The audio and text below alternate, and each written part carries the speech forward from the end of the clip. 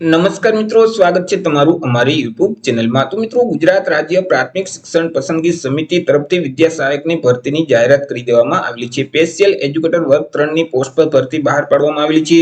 તો આ ભરતી વિશે તમામ પ્રકારની માહિતી આપણે એક જ વિડીયોમાં મેળવશું। તે પહેલા વિડીયો ગમે તો લાઈક અને શેર કરી દેજો, ચેનલમાં નવા હોય તો ચેનલને સબસ્ક્રાઇબ કરી દેજો।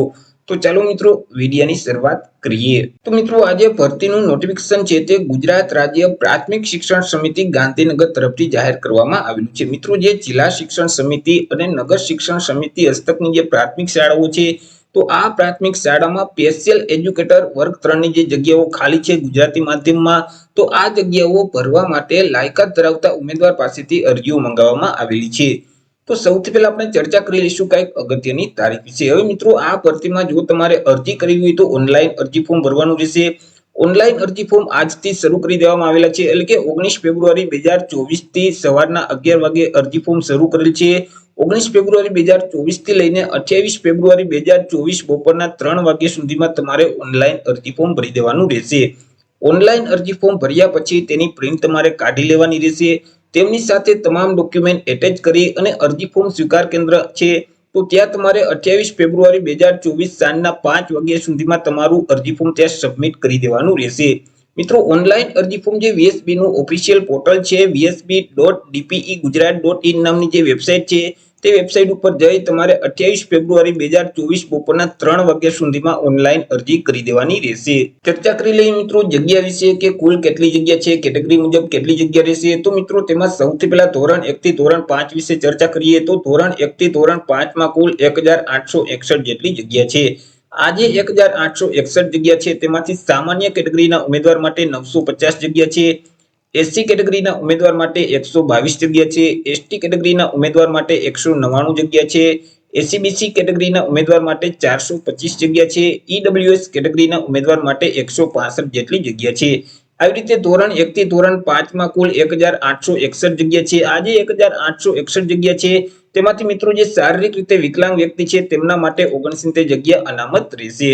ત્યાર પછી વાત કરીએ ધોરણ 6 થી ધોરણ 8 વિશે કે ધોરણ 6 થી ધોરણ 8 માં કુલ કેટલી જગ્યા છે। તો ધોરણ 6 થી ધોરણ 8 માં કુલ મિત્રો 1139 જેટલી જગ્યા છે। આજે 1139 જગ્યા છે તેમાંથી સામાન્ય વર્ગના ઉમેદવાર માટે 592 જગ્યા છે, એસસી કેટેગરીના ઉમેદવાર માટે 65 જગ્યા છે, એસટી કેટેગરીના ઉમેદવાર માટે 127 જેટલી જગ્યા છે, એસસીબીસી કેટેગરીના ઉમેદવાર માટે 265 જગ્યા છે, ઈડબ્લ્યુએસ કેટેગરીના ઉમેદવાર માટે 90 જગ્યા રહેશે। આવી રીતે ધોરણ 6 થી ધોરણ 8 માં કુલ 1139 જગ્યા છે। આજે 1139 જગ્યા છે તેમાંથી 40 જગ્યા શારીરિક રીતે વિકલાંગ વ્યક્તિ માટે અનામત રહેશે। તો આવી રીતે મિત્રો જે સ્પેશિયલ એજ્યુકેટર વર્ગ 3 ની જે ગુજરાતી માધ્યમમાં જે જગ્યાઓ છે તે કુલ બંને થઈ કુલ 3000 જેટલી જગ્યા પર ભરતી જાહેર કરવામાં આવેલી છે। ચર્ચા કરી લઈએ આપણે શૈક્ષણિક લાયકાત એટલે કે એજ્યુકેશન ક્વોલિફિકેશન વિશે। વિદ્યાર્થીની શૈક્ષણિક લાયકાત શું હોવી જોઈએ? તો તેમાં જે ધોરણ 1 થી ધોરણ 5 ની જે ભરતી છે તેના વિશે ચર્ચા કરીએ તો તેના માટે વિદ્યાર્થીની જે શૈક્ષણિક લાયકાત છે તે વિદ્યાર્થીએ કોઈ પણ સરકાર માન્ય બોર્ડમાંથી એચએસસી એટલે કે ધોરણ 12 ની પરીક્ષા પાસ કરેલ હોવી જોઈએ। ત્યાર પછી તાલીમી લાયકાત વિશે ચર્ચા કરીએ તો અહીં વિદ્યાર્થીએ આરસીઈ માન્ય પ્રાપ્ત સંસ્થામાંથી સ્પેશિયલ એજ્યુકેશનમાં ડિપ્લોમા ઇન એજ્યુકેશનનો કોર્સ પાસ કરેલો હોવો જોઈએ અથવા તો સ્પેશિયલ એજ્યુકેશનમાં ડિપ્લોમા ઇન એલિમેન્ટરી એજ્યુકેશનનો કોર્સ છે તે પાસ કરેલો હોવો જોઈએ।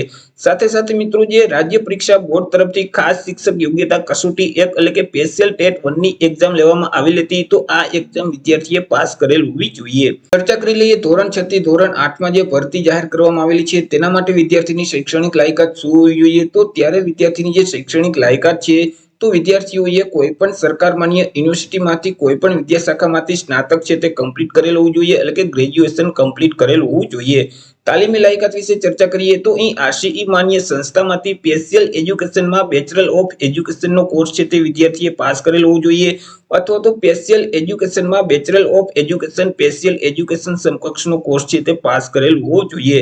સાથે સાથે રાજ્ય પરીક્ષા બોર્ડ તરફથી જે ખાસ શિક્ષક યોગ્યતા કસોટી 2 એટલે કે સ્પેશિયલ ટેટ 2 ની એક્ઝામ લેવામાં આવેલ હતી તો આ એક્ઝામ વિદ્યાર્થીએ પાસ કરેલ હોવી જોઈએ। ચર્ચા કરી લઈએ પગાર ધોરણ વિશે કે વિદ્યાર્થીને કેટલો પગાર મળવાપાત્ર થશે। તો અહીં વિદ્યાર્થીને પ્રથમ 5 વર્ષ સુધી ફિક્સ પગાર આપવામાં આવશે। 5 વર્ષ સુધી દર મહિને રૂપિયા 26,000 ફિક્સ પગાર આપવામાં આવશે। 5 વર્ષ પૂરા થઈ જશે એટલે સરકાર રાજ્યના ધારાધોરણો મુજબ અહીં પગાર આપવામાં આવશે. ચર્ચા કરી લઈએ એજ લિમિટ એટલે કે વય મર્યાદા વિશે. ઉમેદવારની ઉંમર કેટલી હોવી જોઈએ? તો અહીં મિત્રો જે ધોરણ 1 થી ધોરણ 5 ની જે જગ્યાઓ ખાલી છે અને તેના માટે જે ભરતી જાહેર કરવામાં આવેલી છે તેના માટે વિદ્યાર્થીની જે વય મર્યાદા છે, ઉંમર છે, તે ઓછામાં ઓછી 18 વર્ષ અને વધુમાં વધુ 33 વર્ષની હોવી જોઈએ.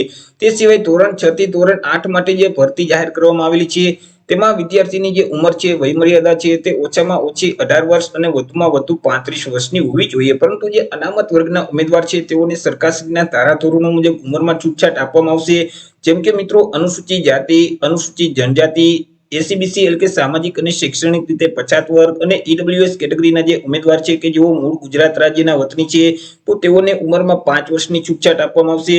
તમામ મહિલાઓને અલગથી ઉંમરમાં 5 વર્ષની છૂટછાટ મળવાપાત્ર થશે. 40% કે તેના કરતા વધારે શારીરિક રીતે અશક્યતા ધરાવતા જે ઉમેદવાર છે તેઓને ઉંમરમાં 10 વર્ષની છૂટછાટ આપવામાં આવશે. તે સિવાય માજી સૈનિક છે કે જેઓએ ઓછામાં ઓછા 6 મહિના સર્વિસ કરેલ છે તો તેવા માજી સૈનિકે જે સેવા બજાવેલ છે તે ઉપરાંત 3 વર્ષની છૂટછાટ આપવામાં આવશે.